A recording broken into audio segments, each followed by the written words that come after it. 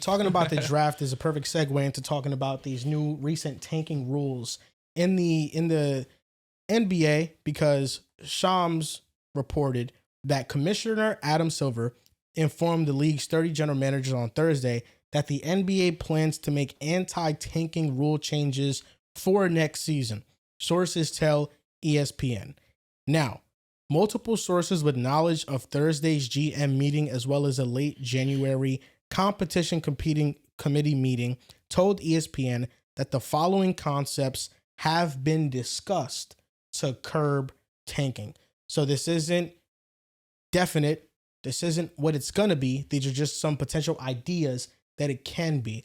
And to coincide this with the Athletics reporting last week is that the NBA has discussed 10 solutions for tanking, and none of them had to do with abolishing the draft. But I know that has been a talking point within media to abolish the draft and just let these rookies go wherever they want. So these are some of these concepts discussed.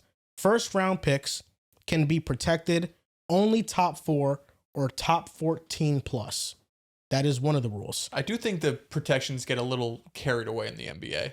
You have two different, in the NFL, obviously there's no protections. In the NBA, you could protect basically anything. So I wouldn't be mad if it's a little more black and white. The next concept is a lottery odds freeze at the trade deadline or a later date. I don't like.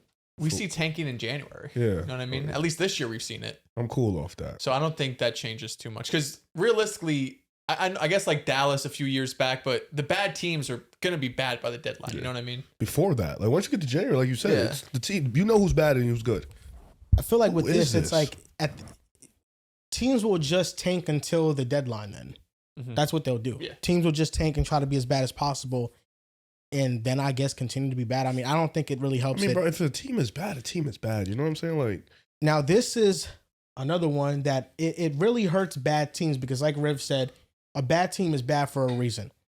No longer allowing a team to pick top 4 in consecutive years and or after consecutive bottom 3 finishes. So, for example, San Antonio Spurs, they wouldn't have had Wemby and Dylan Harper. And they just had Wemby, and you couldn't draft in the top 4 after that. Spurs are a different scenario because they stumbled onto a generational player in Victor Wembanyama. But think of another team that is really bad, like the Wizards. You're saying that they can't pick within the top 4 in consecutive years if they have a bottom 3 finish. I don't even think they did, right? There are just some teams that are bad, and if you're usually bad one year, it's very seldom that you're going to turn around in a year. Yeah, I don't think that's the solution. Back-to-back years feels too strict because for a rebuild, I mean, oh, damn, he's bleeding. For a rebuild, I don't think it's not going to take 2 years, I think it's too restrictive. The next concept is teams can't pick top 4 the year after making the conference finals. This is the worst one. This feels like Indiana coded. Yeah, I was thinking, or OKC with all these picks that they have. I'm assuming it's your own pick, though. Wizards not traded picks. I would assume it's your own pick. Wizards were so bad that they got the number 2 pick, got Sarr. Then it was so bad again that they ended up with the number 6 pick and got traded. Wait. But this is bad, but it also, I guess it does make sense. If you made the conference finals and you lose, but then the year after you're like, fuck, man, we're just bad. I guess, who's another one? Okay, Golden State. Oh, but like it's Steph got hurt, Clay got hurt. Hallie, you know what I'm saying? Miles go. Like if your best player gets hurt, the fuck are we gonna do? Try to win? Yeah, but that's what. Look at Boston though. Boston didn't actively try and lose. They're actually trying to win. They can. Yeah. Agreed. You know what I'm saying? Like you can't win without Steph and Clay. So I do think it's bad. I do. I don't love. I don't like that idea. As I think through it now too, maybe it's not. It also seems. I guess we did see with Indiana and we saw with Golden State, but generally speaking, it feels rare unless because the 2 times it's happened recently, Hallie tears his Achilles, Clay and Steph get hurt. Can we also say this? Indiana, yes, they're atrociously bad. Is Halliburton this important? Yes. This important? He's pretty close to being this important. You're touching dangerous water. But they also. This important? Yeah, look at the at worst team in the league important now. That was like that when Hallie got there. When Hallie got I know they have more talent now. Roster. That's what I'm saying. They have more. To be fair, everybody was hurt to start the year. everybody. They have don't more a center talent either. now, but when Hallie Jay Huff's came to the starting and shit. Pacers, he basically, when he was healthy, had them as a playoff team. When he was not healthy, they completely bottomed out. Yeah, they just like they don't have a lot of guys that can really go get one outside of Siakam, you know? Or just be a table setter. Just Yeah. lead to efficient offense. This wasn't a great defensive team. So if you don't have like Tyrese Halliburton is like a walking top 5 offense in the NBA. Mm-hmm. Yeah. So if you don't have that level of offensive engine and your defense is also below average and you have injuries, it wasn't just Halliburton, but you lost Hallie and Miles Turner. I don't think this should have been this bad. That's but what I'm saying. That's all I'm saying. I still. mean, once they realized it was bad, they were just I don't like, think we anticipated them to be You the know, worst team in the league. Yeah, they brought out their Yeah. best players We against thought the they'd be, Knicks like, the other night, playing-ish and then probably, the next but- game they like sat Siakam's out. out for personal reasons right now. Yeah, He's gonna they're miss the next two definitely games. tanking. They're definitely They tanking. should though. So this next concept is lottery odds allocated based on 2-year records. It's the least, I think, of all of the stuff we've heard so far. But Just feels like too much. honestly, bro, That I like.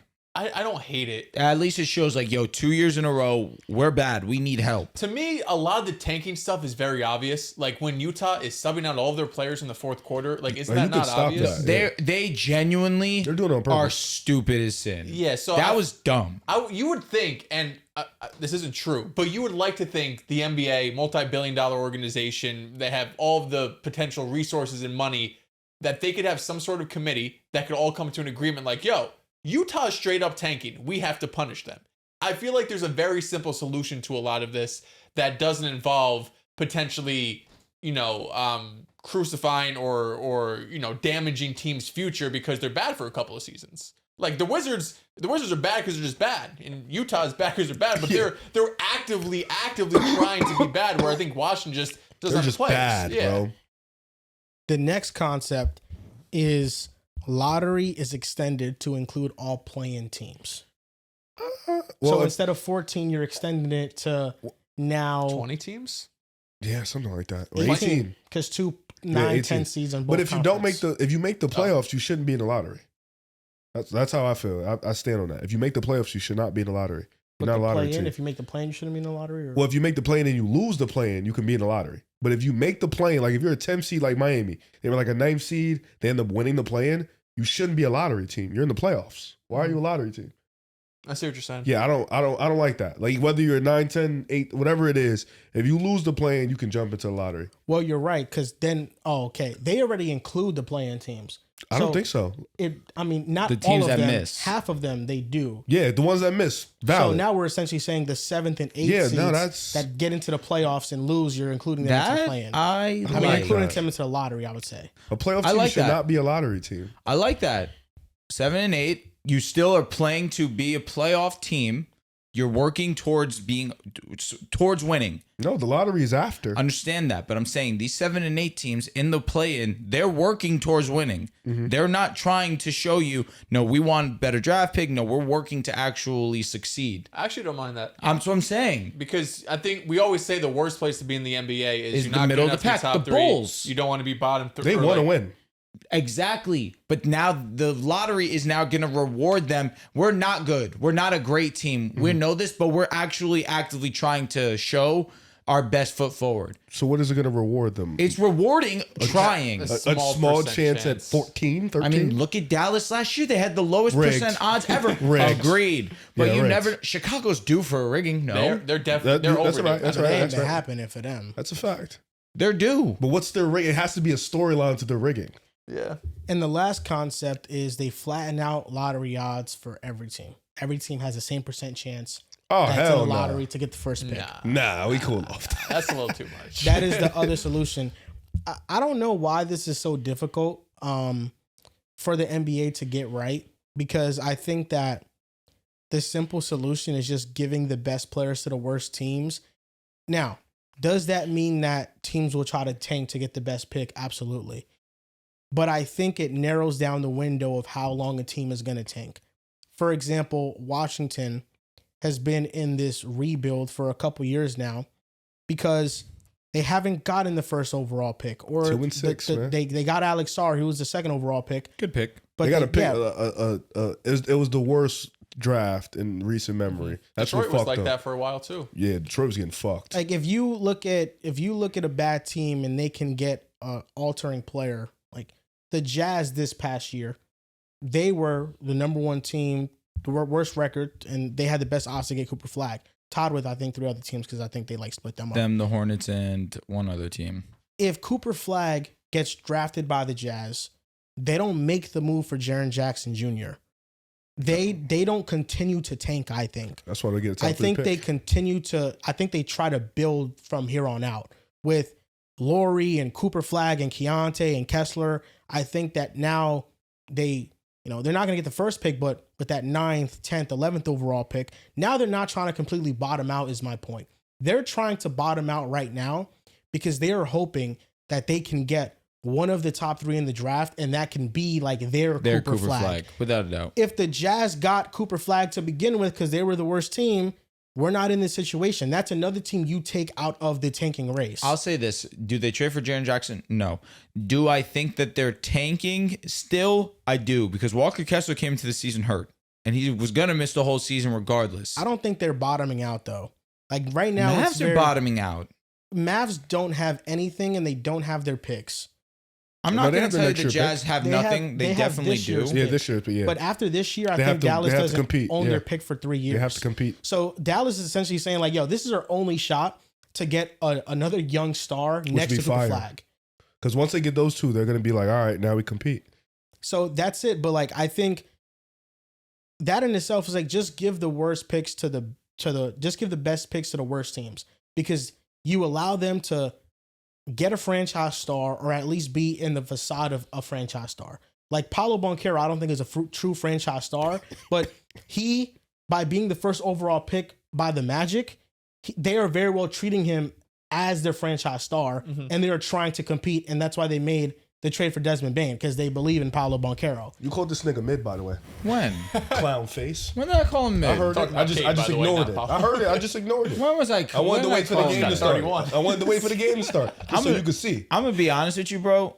Joel, you talk all the shit about the Pistons and their lack of offense, bro. The Knicks can't knock down a 3 to save their fucking Because lives right we now. guard the ball. It's pissing me off, And to we be just have honest one with you. man. And I've one seen man. OG miss like 5 wide open threes. Well, the last time I checked, they were 1 for 14 from 3-point range. Yeah, no, they're us? terrible. Cat had The 2 Knicks. points in the first half, so I mean, That's exactly what I'm yeah, saying. he wasn't doing shit.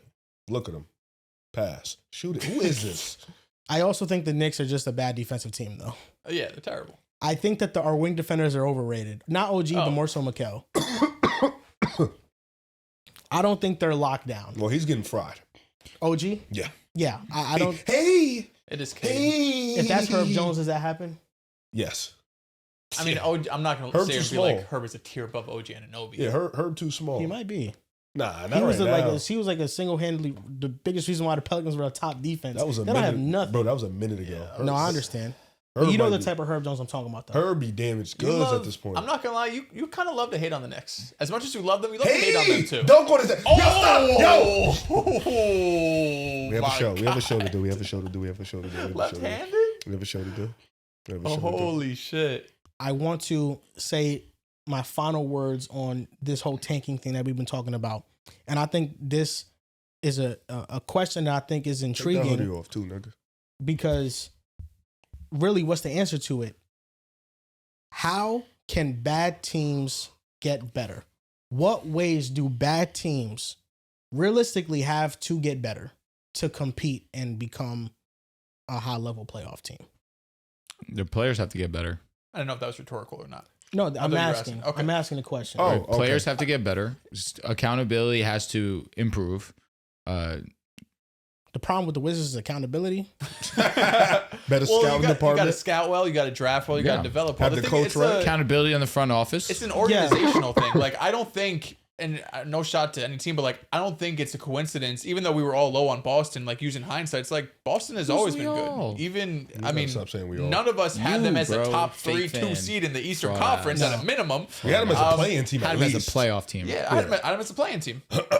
Fucking 10? Yes. You need help. I think I had like 9-8. But realistically, I mean, it's organizational. You know, I don't think it's a coincidence that for the most part, OKC is always really fucking good outside of a couple years. Boston's always fucking good. It starts at ownership and GM, but then it goes down to scouting and development. It's just some teams are stuck in the mud because they're stuck in the mud.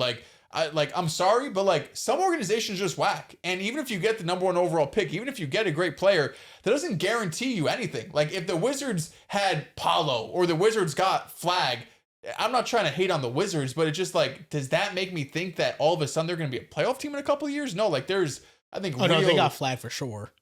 I guess in the East, sure, but like, would they make anything of it? Would they become a contender? I don't think so. You're disrespecting the Wizards. You could say Wizards. Why do we need to Utah, respect them? All right, whoever you want to throw for in there. their opportunity of drafting good players, post John Wall, They had a good post run. Bradley Beal.